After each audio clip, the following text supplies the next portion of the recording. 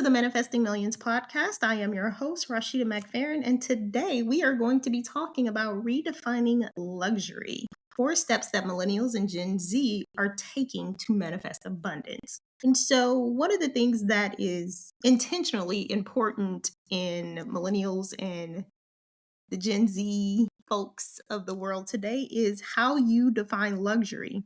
And luxury is no longer just about expensive cars and designer bags and big houses and extravagant trips per se. I feel like we are the gen. When I say we, I'm speaking to millennials. I feel like we are the gen to rewrite the rules as far as defining what luxury means to us. And of course, we grew up in the 80s and the 90s, which was, lifestyles of the rich and famous.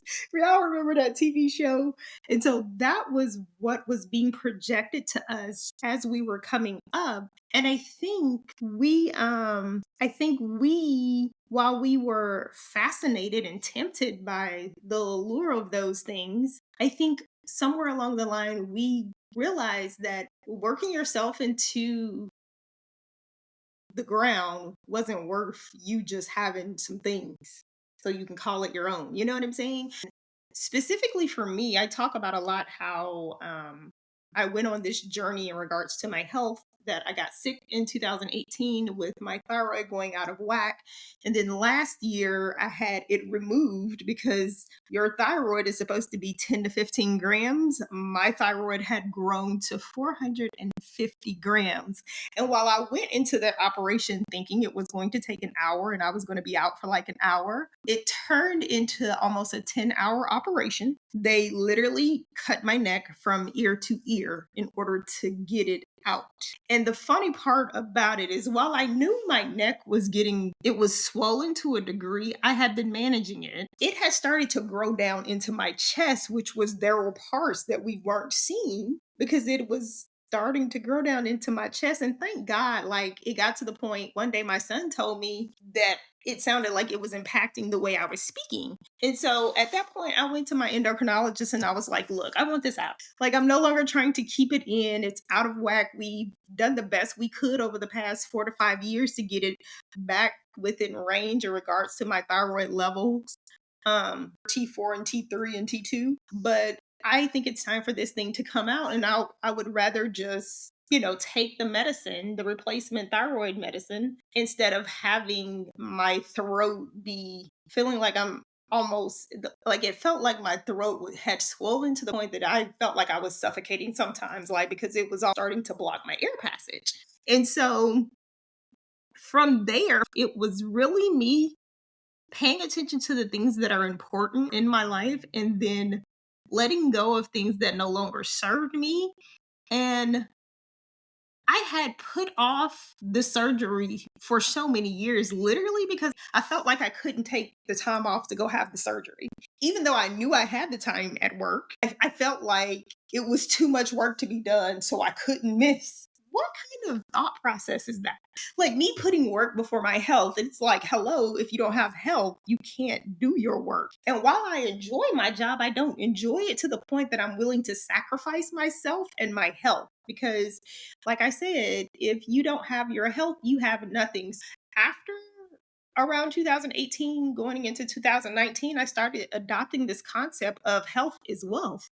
And it's not just wealth in regards to the traditional way of wealth, it's like living a well life.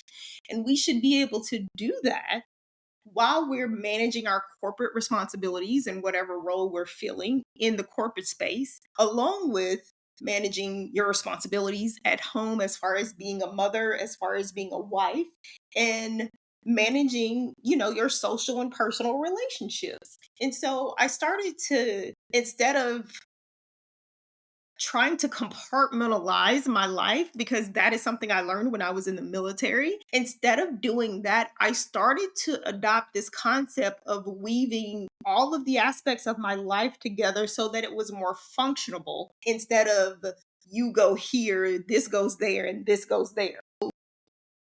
I am very much a proponent of making sure we're taking care of our health while we're managing this modern day life that we live in the US, because naturally life is going to get stressful. It's inevitable, right?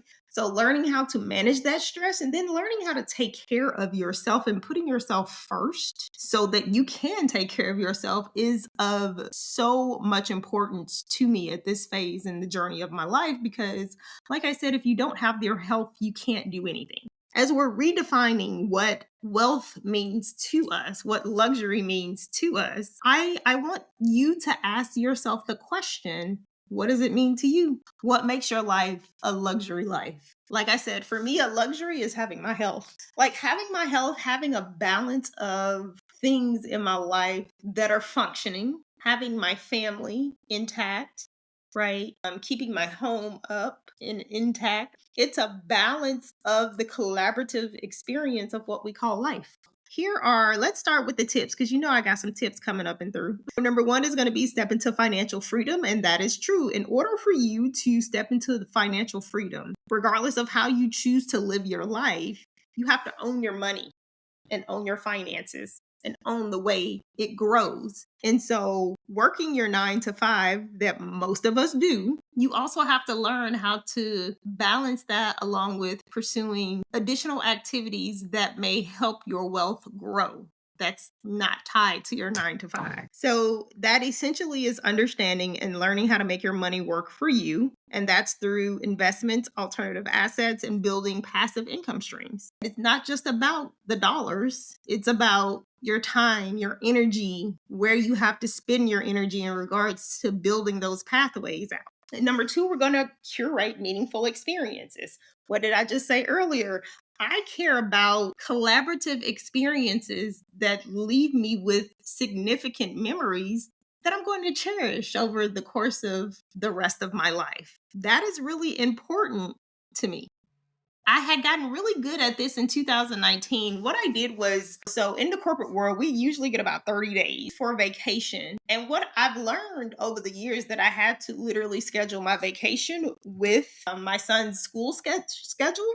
And so what I got really good about in 2019 was being intentional about taking trips and doing things that my son hadn't done before. And so every new break, we would take a new trip to somewhere we hadn't been. We love beaches. And so we like to go see the beaches at different parts of the world. And so be it spring break, be it fall break, Christmas break, Thanksgiving break, and summer break. We haven't really had much of summer vacations over the last few years because we play football. And so, but next year we're going to do it because it's my son's last year. And I don't care if we're going to miss some football camp. We're going on vacation for at least 2 to 3 weeks in either the month of June or the month of July. And so those are experiences that you can never get back once those experiences have been lived. And so I try to curate and create very meaningful experiences that are valuable to both me and him, because you could always look back on that time and be like, oh, those are important. Those things are important to me and to him. I mentioned this as well. Number 3 is invest in self-care and well-being. I told y'all earlier, like, health is wealth to me. And it wasn't that health wasn't wealth to me before. I've always been like a health fanatic. That's the funny part. You know what? That is really what put the icing on the cake for me. It's like I've always taken care of my health. And so when I started to get sick in regards to my thyroid health, I think I was in denial a bit about it because I am so used to being the one in tip-top shape. That's how it probably got so bad, because I kept trying to fix it. What I should have done was probably, in retrospect, just had gone straight to the doctor. But when the first endocrinologist mentioned in me having surgery at 33, I was like, have you lost your mind? No, there's something we can do to fix it. We don't have to go cut my thyroid out of my body. It wasn't even that bad at the time. It was getting a little out of whack, but it was still functioning. Fast forward almost 9 to 10 years later, after me trying to manage it, I was over it. I was like, if y'all don't take this out now.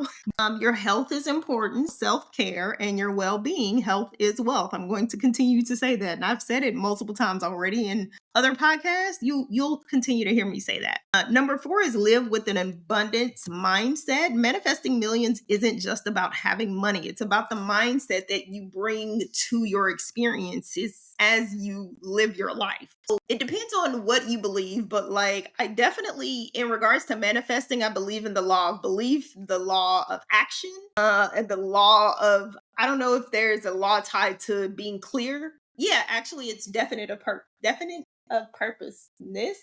I think that's actually in Think and Grow Rich. I would have to look up to see what specific law, like one of the spiritual laws, is tied to. But when you are in a vibration of belief and focused on bringing positive things into your experience. Not to say that negative things won't show up, because there's always a surprise knock on the door occasionally that jumps up in your experiences and you looking like around like, yo, where did that just come from? So the key is to focus on what you have and be grateful for everything that you do have so that you can attract more goodness into your life. It's like the glass half empty, glass half full mentality. I remember a long time ago, this had to be in my Wells Fargo days. I wrote this blog. That was my first blog. I wrote this blog on, is your glass half full or is it half empty? And I talked about equating being half full to having a positive mentality, and then the negative mentality was being half empty, because sometimes people with half empty glasses have cracks in it and it's pouring out on the side, and they can never find anything good to focus on.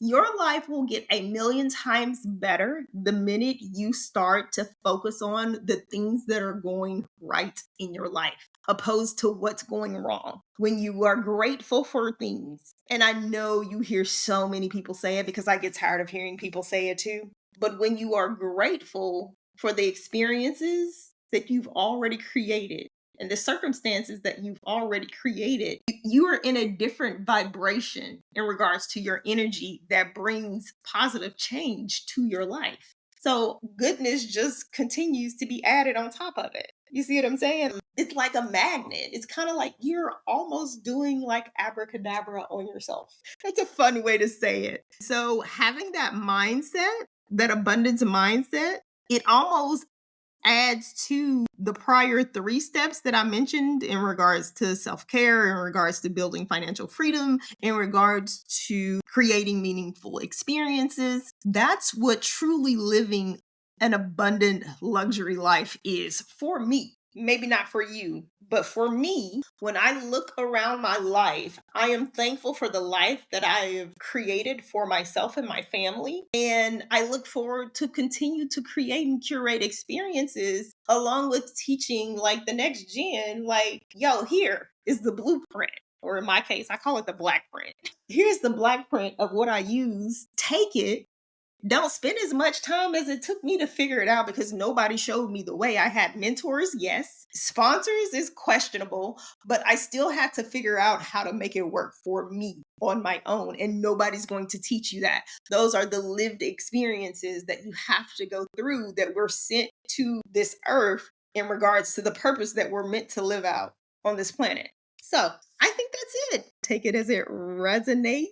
So my question to you is, what is your definition of a luxury, and are you living the luxury life you desire? Think on it, meditate on it, journal on it. And as always, you can catch us on Rashida.ai or on TikTok and Instagram. And please, if you like what you've listened to, please leave us a review. Listener reviews always help us grow in regards to getting our podcast out to more people. And in the meantime, I will see you in the next episode. I hope you have an amazing week. Bye for now.